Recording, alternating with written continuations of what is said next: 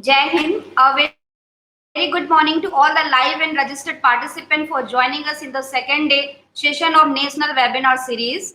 That is, today's topic is breastfeeding of small and sick newborn, breast milk, express, storage and feed. According to Dr. Abdul Kalam, our missile man, learning gives creativity, creativity leads to thinking, thinking provides knowledge, knowledge makes you great. So, on the basis of these four lines, I would like to introduce today's moderator. Our today's moderator is our organizing committee partner also, Ms. Bhupinder Kaur. She is a master's in community health nursing, having more than 7 years of experience. She is serving to our institution more than 3 years. I welcome you, madam, and I do request you to please introduce our guest speaker as she is joined us live. Thank you, ma'am. Thank you, ma'am. Jai Hind. Good afternoon, everyone. Welcome to today's session. And already, madam introduced you. This is the second day of the series, webinar series. I thank you all for joining us for today's webinar. The series is on World Breastfeeding Week celebration on the importance of breastfeeding, the topic which today we are discussing, breastfeeding of small and sick newborn. Next one is the breast milk and express storage and feed breast milk. So as the moderator of the webinar series, I welcome to all the dignitaries present in the webinar. I am Ms. Bhupinder Kaur, Assistant Professor, Subhati Nursing. It's my privilege to welcoming and introducing to the today webinar presenters. I'm presenting now the Dr. Bhargavi Sian, Officinating Assistant Professor and Chairperson of COVID-19 Management Program by Ministry of Health College of Nursing, Dr. RML Delhi. She's specialized in PhD for INC custom in the child health nursing. She's presented many national and international papers and publications. She is an active nursing leader, and she's having more than 26-year experience in teaching. She's also having a 4-year clinical experience in CTVS AIMS New Delhi, and she is administrator, deputy assistant director, Ministry of Health, Welfare, Family Welfare, and General Nursing. And she is having a 5-year on deputation and officiating as a nursing advisor to her experience. I welcome you, madam, for this webinar series. So before we are starting this webinar series, we go for further. I want to review the functionality of the webinar. You all are active participation is very important throughout the session. And now I would hand over the mic to the Dr. Bhargavi Sian. Please welcome, ma'am. Kindly take the session. Thank you. Thank you, Bhupinder, and thank you, Dr. Deepthi. It's my privilege to be here in this webinar and to discuss about the very important aspects of breastfeeding. I really would like to appreciate from my core of my heart to the organizers for not only just conducting one webinar, but including all the aspects of related to breastfeeding in a sequential and orderly way.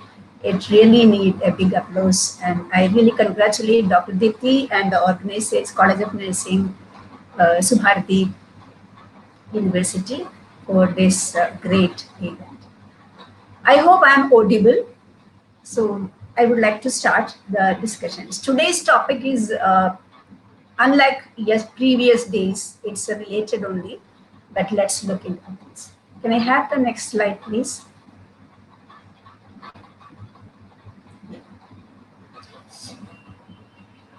Breastfeeding is a natural phenomenon, and the concept of breastfeeding is universal.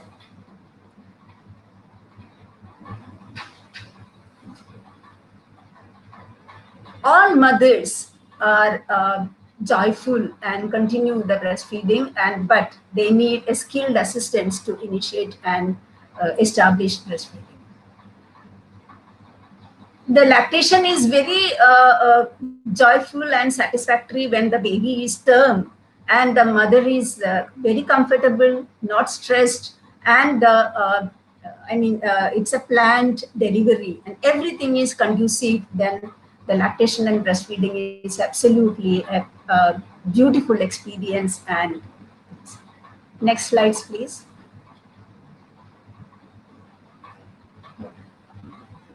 Uh, could you please just move towards left side or something? Yeah. But all mothers are not so fortunate enough to feed or to feel happy and all, because the premature delivery and sickness is more in India. And these very low birth weight babies, the mothers of the very low birth weight babies and preterm babies are quite unfortunate to get the breast milk the day one onwards. And here comes the importance of how to establish or how to start the feeding and how to improve the sustainability of the preterm and the sick newborn. So today we will be discussing about or looking into the various aspects of the feeding of sick newborn and premature babies. Okay.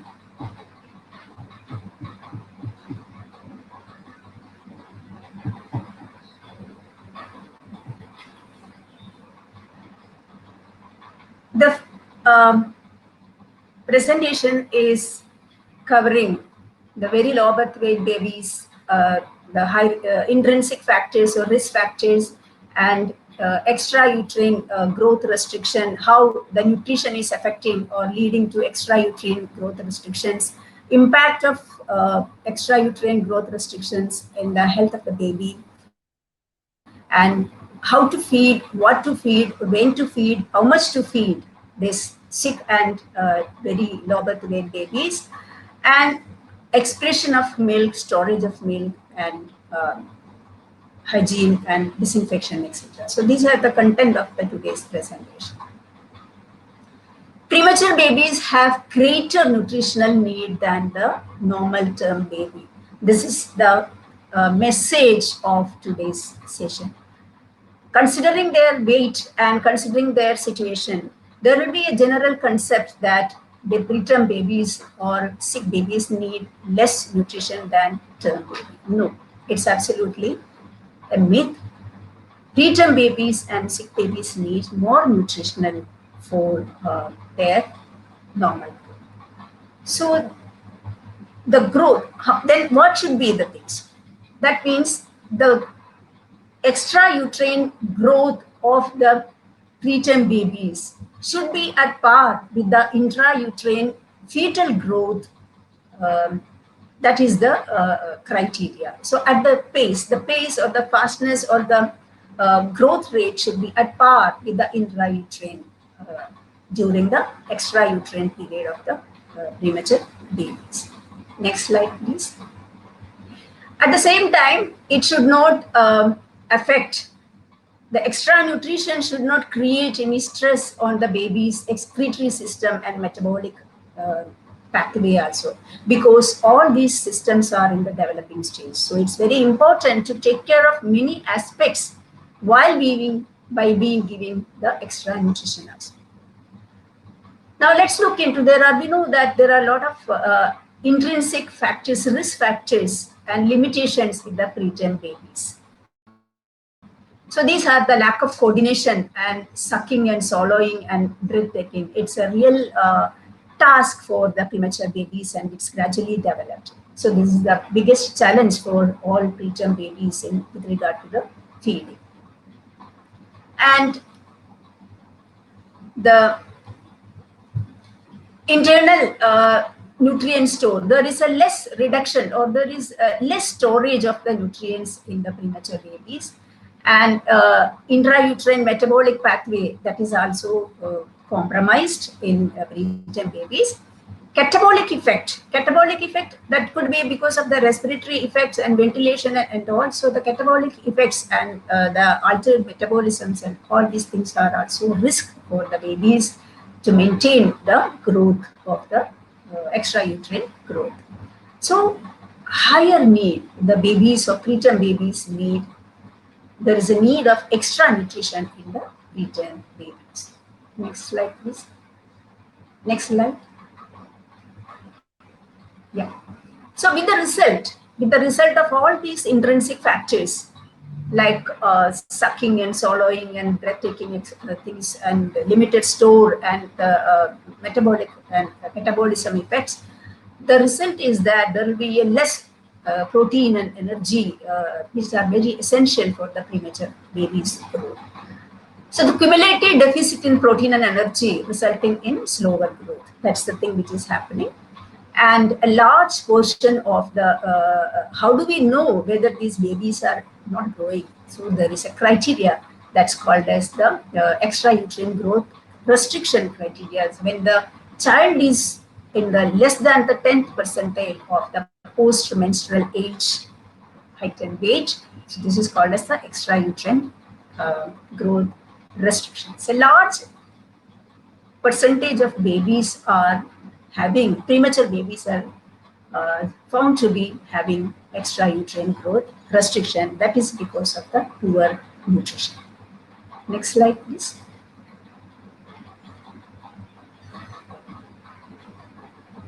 What are the impact? As we have seen that extra nutrition is important and why it is important. So suppose, but at the same time, it's very difficult to provide it also. So then what will happen? There are short-term effects and long-term effects of the restricted nutrition. That is the increased risk of, short-term effects are increased risk of retinopathy of prematurity and chronic lung disease and poor bone health. And long-term effects are blindness and adverse neurodevelopmental sequelae and lower weight and height at 20 years of age and adult metabolic syndrome. So these are the long-term effects. Now, it's not that simply the theoretically which we are telling. There are evidences. So the increased protein and in nutrition has been given in the study, which is mentioned in the slide, resulted in reduction in the retinopathy of prematurity. So the retinopathy of prematurity is not only related to the light and things, but it has a direct linkage with the nutrition. Next slide, please. Yeah. Similarly, chronic lung disease. Chronic lung disease actually it is related due to the respiratory conditions and mechanical ventilation and infection. These are the things. At the same time, chronic lung diseases leads to reduced nutrition and that vice versa, it leads to chronic lung disease also. So it's a two sides of the coin.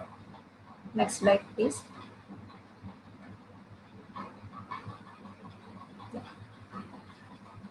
Another complication or another impact is the osteopenia prematurity. Okay, it's called as osteopenia prematurity, that the bone growth. Okay.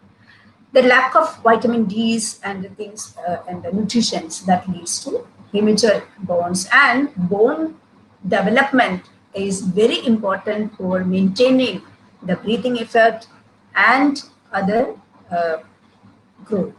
So it's very important that we have to take. So in this case, extra nutrition in the sense, many a time the breast milk alone may not be sufficient. So we supplement with vitamin D and all. This is to prevent the osteopenia prematurity. Next slide, please.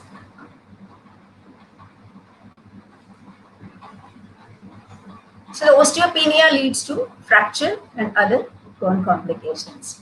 Bronchopulmonary dysplasia also. Brain, preterm baby's brain has a vulnerability for many aspects. So the neurodevelopmental sequelae is the another major crisis that can happen with the preterm babies if the nutrition is not properly maintained.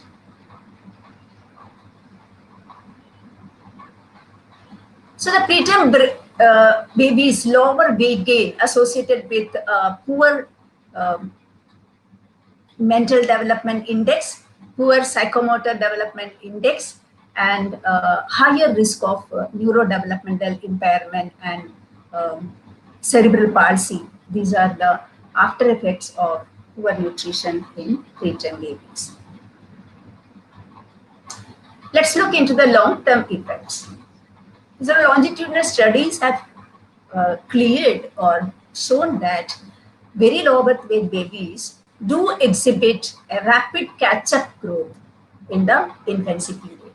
So it's a quite normal phenomenon which is happening in the preterm babies. With that said, this rapid catch-up growth pattern quite common in preterm babies, resulting into the coronary hypertension, diabetes, type 2 diabetes, hypercholesteremia, hypertension, and stroke, etc. in the future life. So this has improved. Next slides, please.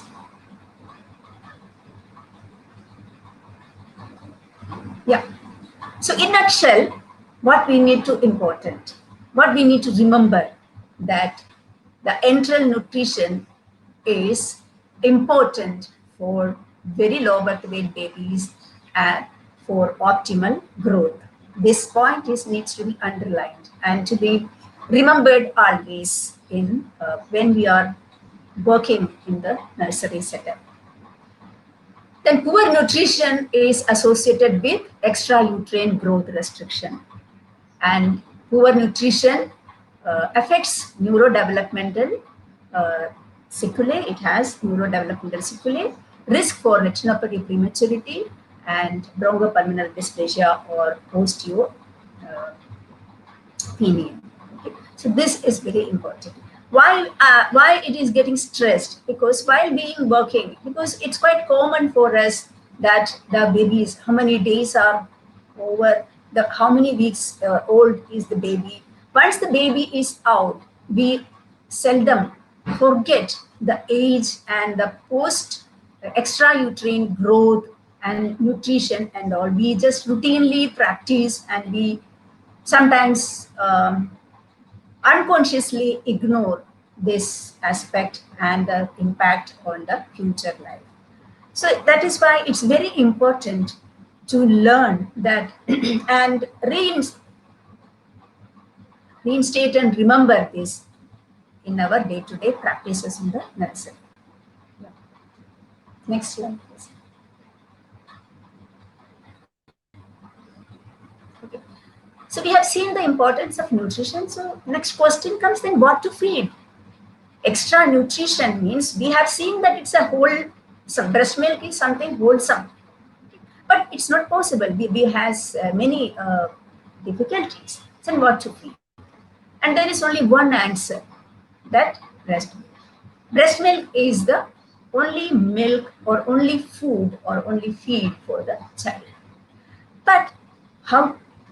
Either directly or expressed. Expression of breast milk in preterm's mother to be started the day one onwards.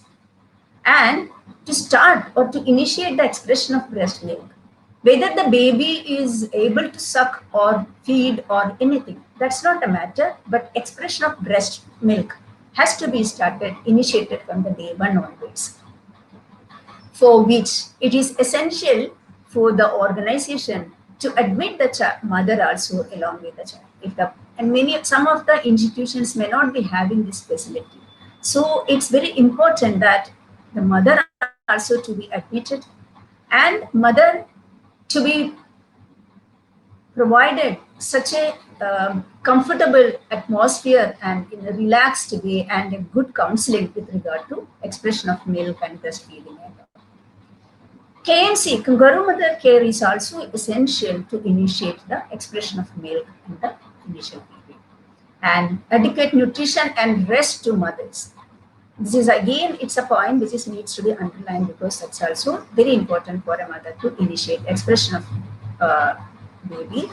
Especially why it is stressed, because the baby is preterm and the mother may be worried about the future of the baby or the condition of the baby and all, because baby is not going to be there with the mother. Next slide, please. Next slide, please.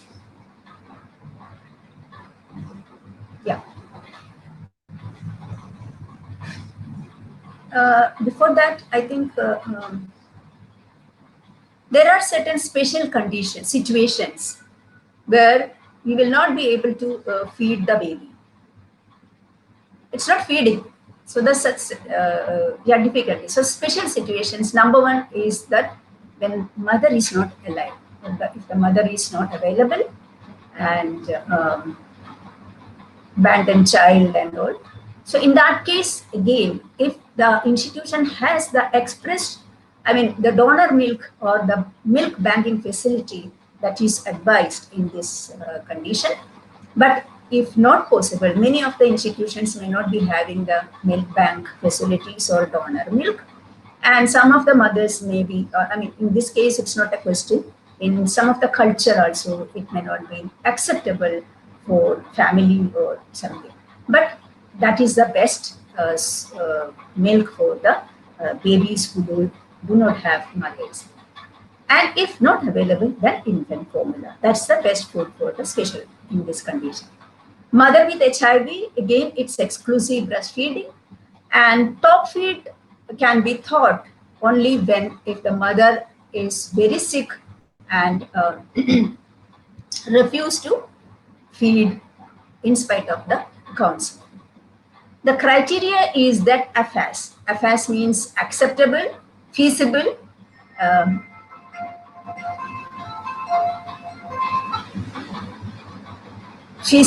and affordable, sustainable and safe to the child. Next slides, please.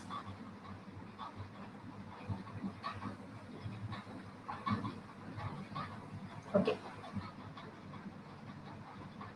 So the third situation wherein we just get confused whether it is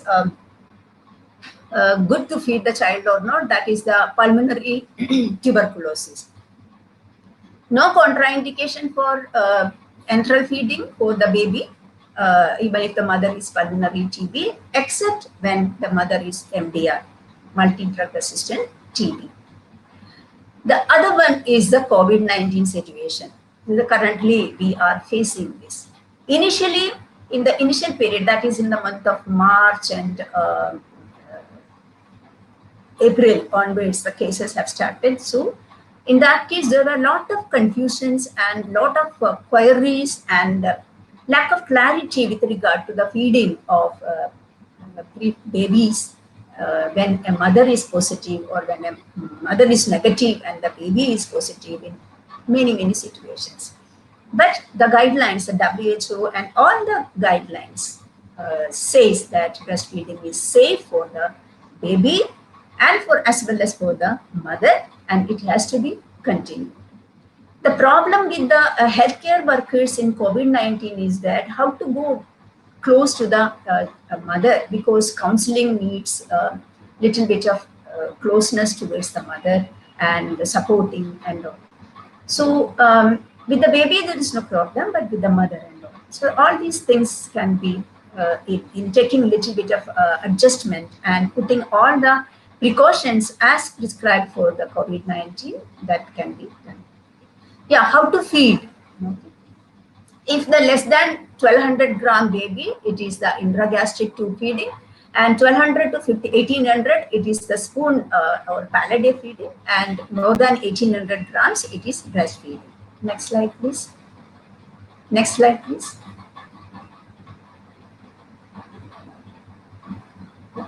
So we have seen that if the baby, the intragastric feeding that we can start safely when the baby is about 1200 grams and above.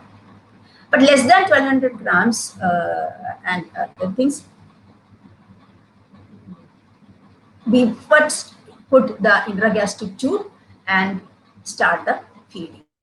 And acceptance of this feeding, that has to be monitored very closely when we are initiating. So it's called as the progressive feeding.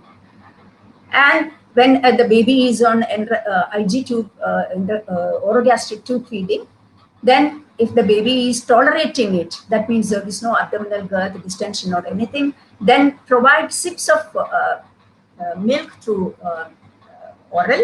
And if the baby accepts the sips of milk through the spoon or paladay, then start paladay feeding. And then while being on paladay feeding, put the baby, when the baby accept the paladay feeding and there is no choking or breathing difficulties and taking, then try or put on the breast and see for the acceptance of breastfeeding. And if the baby is sucking the breast and taking sufficiently, then put on breast. So this is the progressive feeding. That's a way which we have to start with the babies with, from intragastric feeding to the breastfeeding. But less than 1000 grams or less, then we do not start IG feeding or OG feeding, and for them it is the intravenous fluids. So initially 1000 grams and all, it is intravenous fluids, and once the baby reaches to more than 1000 grams, and then we start intragastric or orogastric feeding. This is theoretical aspect. The baby at 1700 grams can also suck the effectively. So this is only a theory aspect, not necessary that the baby follows the same steps. The point is that monitoring and closely observing the acceptance of feeding, that is the important. Next slide, please. Yeah. So what is essential? How do we monitor whether the baby is tolerating? Intolerance of feeding is this a thing which is a skillful observation that we need to do. So for which, before every feed, we need to aspirate the content as well as we need to check the abdominal gut. So if there is distension and if the aspirate is more than 5 ml, then skip or do not feed or skip 1 or 2 feeds, and then reassess the baby. And if there is no distension, if the aspiration is less than 5 ml, then restart the feed. However, if the distension is continuing after skipping the 1 or 2 feeds, and if the aspirate is with bile and blood, then discontinue the feeding for 24 to 48 hours, because these babies need further examination and evaluation. Next slide, please. Next slide, please. Yeah. So as we have seen that the intragastric feeding, which we check the tolerance by aspirating and abdominal girth and all. But once we start the spoon feeding or paladay feeding, then how do we know whether the baby is tolerating or not? At the same time, when if the baby is on paladay feeding also, we need to do the abdominal girth measurement. But at the same time, we need to look at the baby, how the baby is taking the milk. Such as swallowing the milk without any spillage and without any wastage, actively taking it. That is the spluttering and all. So usually when a baby is not feeding, then there will be spluttering and the spillage in the while taking. So if that is not there, that means the baby is feeding it. Okay. And breastfeeding, as you know, that attachment and all, which I am not going to talk. But whatever it is, there is a standard thumb rule that the baby gains weight as well as the baby passes 6 times urine within 24 hours. These are the criteria to see that the baby is accepted feeding. Next slide, please. Yeah. And when and how much to feed? This is a question. Okay, this is the thing. So, full enteral feed that can be started from the day 1 onwards, provided the conditions, as I told you, that in certain conditions, we will not be able to start the full feed or enteral feeding. These conditions are when a baby is less than 100 grams of weight, when the baby is in shock, when the baby is in respiratory failure and active seizures and asphyxia and obvious abdominal distension or any surgical conditions. Next slide, please. So these are the contraindications of starting feeding. So initiation. So in these conditions, when we can start feeding? In babies with less than 1000 grams or less than 29 weeks of gestation, once the baby is stable, we can start. And we start with minimum enteral nutrition, that is called as the MEN. That is the 10 to 20 ml per kg per day. That's the thing which we start, minimum, which it's trial we start once baby is stable. In other conditions, once these conditions are resolved, like no more active seizures and asphyxia is corrected, baby is breathing and respiratory rate is normal, temperature is normal, and no Ionos probes are stopped for 24 hours and no distension in all conditions. And in the surgical conditions, definitely it is after the post surgery, after resolving the issues, then we can start, then only we can start the feeding in these conditions. Okay. Again, it is minimum enteral feeding which we start, and gradually we increase to 22. In other cases like asphyxia and all, once the baby is stabilized and all, even we can switch to 25 to 50% of the feed that can be started initially. Everything is theoretical, but close monitoring and observation is very essential. Next slide, please. Okay. So the same thing which, next slide, please, is already I have covered. Yeah. How much to feed? This is the thing which we need to remember. So we in babies, we, as I told you, we start with minimum enteral feeding, and we increase slowly to in babies with more than 1800 grams, we increase with 20 ml per kg per day till the it reaches to the 160 ml per day. So up to that, we gradually increase every day 20 ml per kg, like that. Whereas in less than 1800 grams babies, we don't increase by 20 ml, but we increase by 15 ml per kg till the baby reaches to 150 ml per day. Okay. In all these situations, the things, sometimes we may be continuing with the IV fluid, and once it reaches to the optimum, then discontinuing the methodology which we have mentioned. So this is the intake for the feed. Next slide, please. Yeah. Coming to expression of breast milk. Okay. So as we have seen that how much to be fed, when to feed, and the techniques of feeding, and what to feed. But to provide this milk production sufficient to the child, it's very, this is the, it's maybe a Herculean task for a mother in the initial period, right? The importance of a nurse in this is, I don't have to explain much, very, very essential, very patient, like, and the mother is also to be comfortable and reassured and supported and motivated for that. Yeah. The breast milk can be expressed either by using the breast pump or manually, but it helps initiation, early initiation of expression of breast milk helps in maintaining lactation, and this provides nutrition to the child, and it relieves engorgement of the breast, and for working mothers also expression of breast milk is the important. Next slide, please. Next slide, please. Yeah. Counseling for expression. This is the technique. As we all know that the mother needs to be demonstrated that how to express the milk, and above the nipple and holding the breast and the thumb and the fingers and above the nipple and pushing back and then to the forward, and this has to be continued around the breast in the same position, same method, and till the expression is completed, the mother can express the milk. So this is the expression of milk. Yeah. Next slide, please.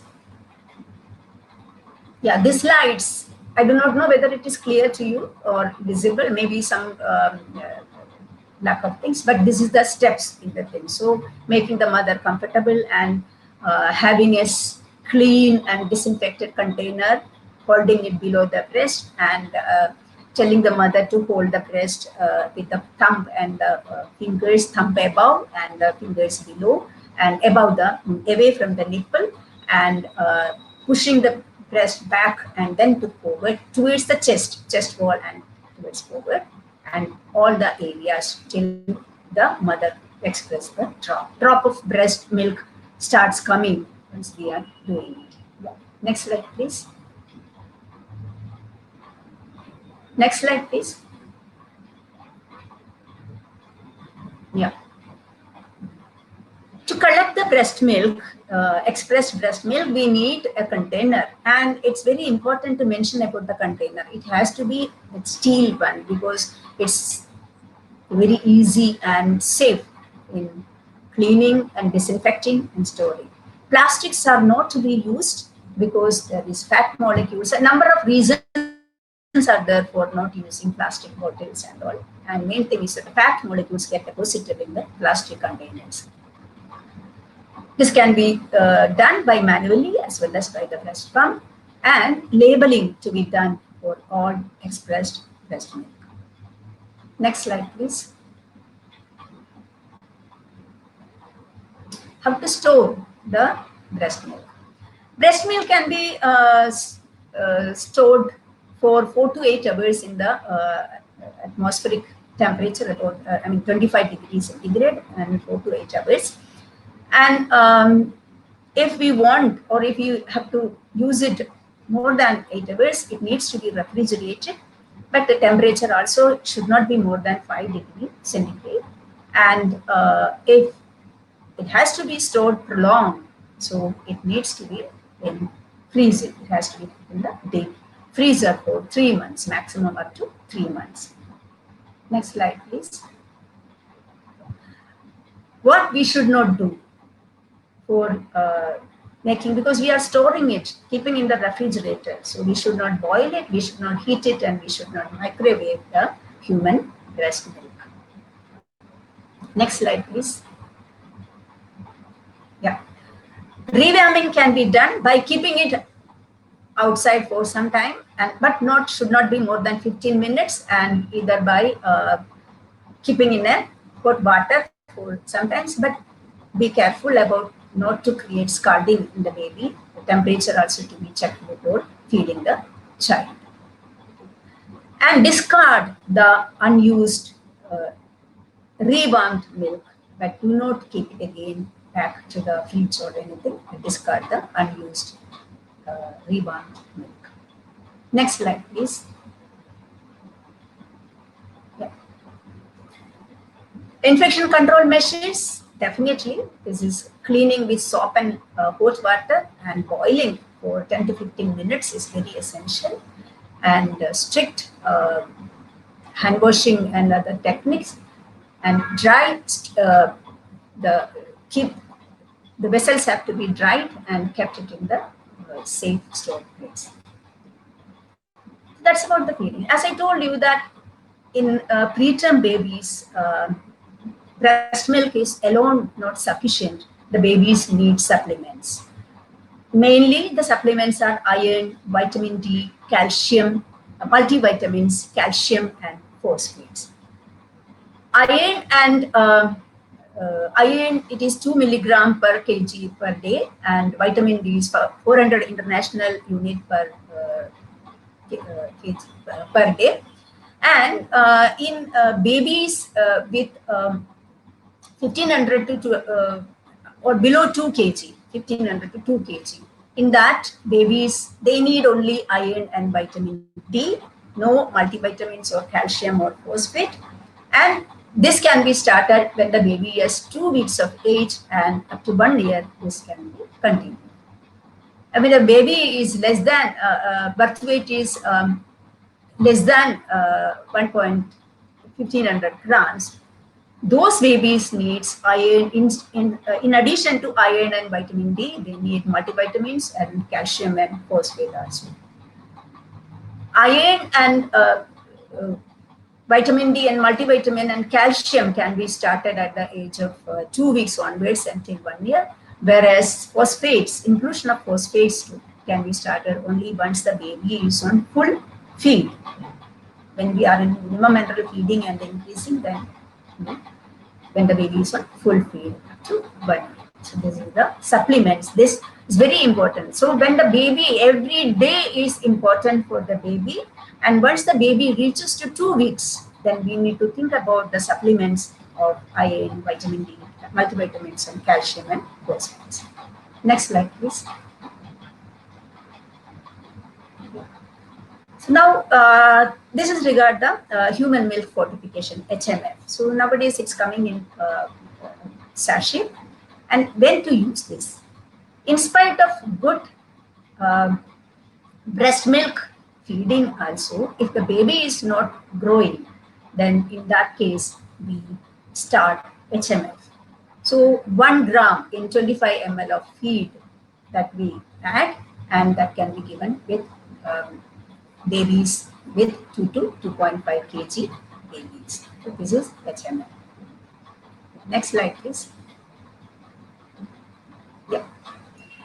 So I think we have seen all the spheres of breastfeeding of preterm and very low birth weight babies, when the situation is compromised and when difficulties arises with regard to the feeding. So this include the importance of enteral nutrition for optimal growth, poor nutrition associated impact, and extra nutrient growth restriction. What is that, and how does it happen? Initiation of expression of milk, progression of feeding, and cleaning and disinfecting, supplements, and HMF, human milk fortification. Thank you very much. Thank you for the patient listening.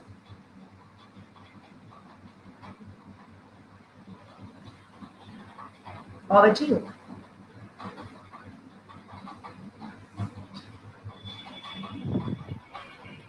Thank you, ma'am. It was very wonderful and informative session. So now I'm going to hand over mic to Dr. Deepti Shukla. Ma'am, kindly hand over the mic and kindly proceed the further questionnaire session.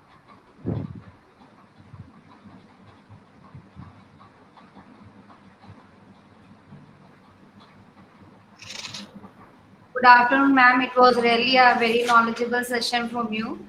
We have 1 or 2 questions for you. Can I speak out? Yeah. One question is here: how long should each breastfeed last for sick babies?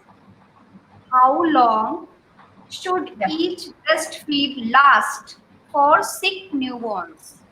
Yeah. So the feed to be 2 to 3 hours gap. The feeding to be done in 2 to 3 hours gap, and we know the quantity as we have seen the minimal enteral feeding and per day how much to be feed, and but that is divided into 2 to 3 hours gap. This is the pattern which we follow in our setup. Thank you, ma'am. The second question is your personal advice, which is the best method to feed a sick baby? There is no one method, because that is why we are learning different methods in feeding. Which method? Naturally, if baby, everything is depending upon the baby's condition. If the baby is active, hemodynamically stable, and then we can have the putting the baby. That's what I told you. Baby may be 1500 grams, but baby may be sucking, and so that case there is no need of going through the putting the OG tube and starting or putting on IV fluid and all. So all the methods has invented, or we are doing it for the sake that the baby should not lack nutrition. So which method is best? That is depending upon the child and the baby's condition. But many babies, because their growth may be slow, in that case we may have to prolong the intragastric or OG tube feeding till, even if the baby has achieved also, because the baby needs more time to suck and swallow and the tip. So, and certain things the baby is not tolerating, distension is continuing, then we may not be able to start the intragastric feeding, and we may have to continue the intravenous fluids. So this, there is no one word answer. It's all our experience. So the day, every day like baby, we are also in the nursery, we are gaining experiences, and from the observations, the close observations, the best person to decide that which method to be adopted is the nurse, because we are so close to the child and we can understand the child's readiness for the feeding. Thank you. Beautifully answered, madam. Next question is related to the previous question. Should a mother give more feed to a sick baby? Should a mother give Yes. more feed to a sick baby? Yeah, feeding. That means the amount is very much important for the preterm babies. That is decided. If the mother has given extra feed, for example, the EVM is more than the quantity that is required. So that means the mother can provide it. There is no need that to stop the expression and all. That is why in the EVM, the method we have seen that this continue expressing the milk till the dribbling stops. So there is no rule that the mother has to express only the amount that is required. Let the mother. And we can store it also and we can use it also. Sometimes the mother might have expressed it, but we will not be able to use even a single drop because the child is not in the stage. Okay. Ma'am, last I hope question. I have. Yeah, only last question. Why is this responsive feeding is so important? Responsibility. Is so important. I'm sorry, because I have not heard about this term responsive feeding. If you can just explain that word, then I can. Because perhaps it may be in some other name or something may be used in other thing. That is on Otherwise, demand. On demand. pardon? On On demand. demand. On demand feed. So this is not applicable for demand feed and all. These are all for the term babies which we use because there is no restriction. There is no restriction. The baby on demand, as and when it is needed, there is no hours things. But in preterm babies, there are some restrictions in the amount and some restrictions because we are doing on the basis of a trial and error and initiating till the baby and observing the babies. So what I feel that your thing is more applicable in term babies than in the preterm babies. But no, the demand feeding is the best one. There is no limitations or restrictions in feeding the baby as much as possible, as much as the child can tolerate. That is the philosophy. This question also means mentioned as saying that yes, as the newborn is having a very small stomach like up to walnut, so it is easily getting empty. So whenever it is getting empty, definitely the child is going to feed. So that means there is a demand and you have to feed. It is not that you have to wait for 2 hours. Yes, just now I feed, I will feed after 2 hours. Means there should not be this much gap. If there is any demand, you must feed. So Yeah. it also mentioned this. Okay. So it was all about the question and answer. Now we don't have any question in the queue. So we will be going to the end of the session. So my sincere thanks to Dr. Bhargavi CN madam. Thank you madam for enlightening and giving us this knowledgeable presentation on the right way to feed for sick newborn and the storage of milk. On behalf of Panna Daima College of Nursing and Swami Vivekananda Subhati University, I extend a really heartily thanks to you, madam, that you have given us your time from your really busy schedule. Thank you so much for joining us, and we hope that in the future also we will make you to join with us in the upcoming webinars in Swami Vivekananda University. On behalf of my own, I extend a very heartily vote of thanks to today's moderator, Ms. Bhupender Kaur, for gracing today's events. Thank you, Bhupender, to coming and joining us. I must mention our deep sense of appreciation for Mr. Vishal Singh for his technological related help for this webinar. Thank you so much, sir, for being with us. I may like to express my sincere thanks to Mr. Anand and other faculties for their contribution in the webinar series to make it really happen.